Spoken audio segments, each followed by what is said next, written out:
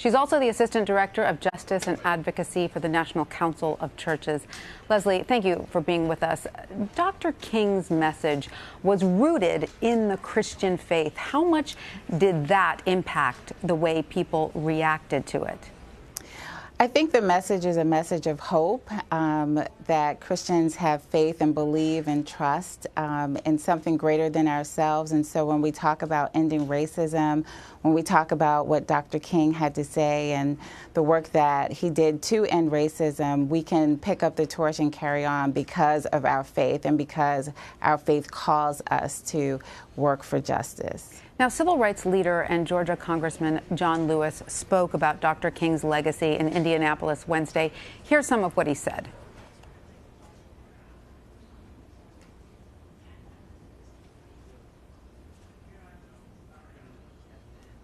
I thank God that he lived.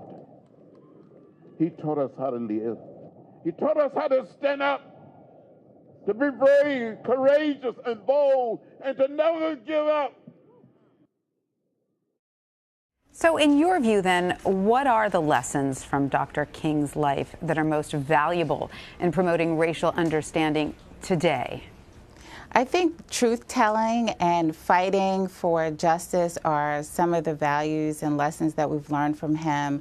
He didn't give up. He was willing to sacrifice it all, knowing that God was with him and he was on the right side of justice. And one of his my favorite quotes is, "The time is always right to do what is right." And I think that's what he taught us, that we always are required, really, as people of faith and moral conscience, to stand up for what is right.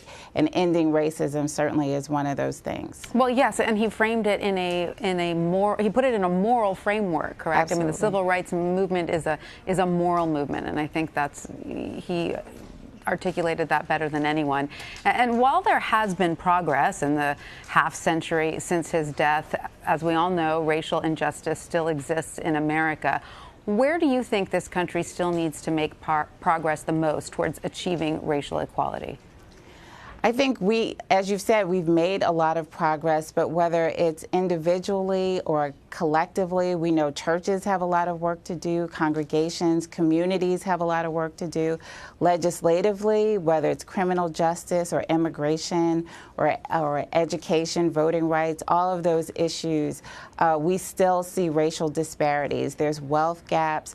And of course, when you think about Stephon Clark dying, being killed by police in his grandmother's backyard, holding a cell phone, we know that we still have our work cut out for us. And so what forms of activism can lead to progress in the present day? It's obviously a very different world today. So what do you recommend?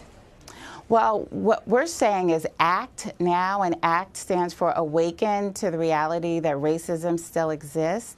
Confront it and engage in truth-telling about what it is and what it means for people of color and for white people to talk about white privilege and talk about how racism and racial disparities show up. And then once we do the hard work of truth-telling and awakening and confronting, then we can talk about transformation of lives and communities and even our nation as a whole. So we think it takes some really hard work to do racial reconciliation. We're not even using that term at this point because we think the hard work of truth-telling and confronting and really engaging and going deep, doing a deeper dive so that we can really root out racism and end it once and for all. And when you say truth-telling, can you be specific? What exactly do you mean by that?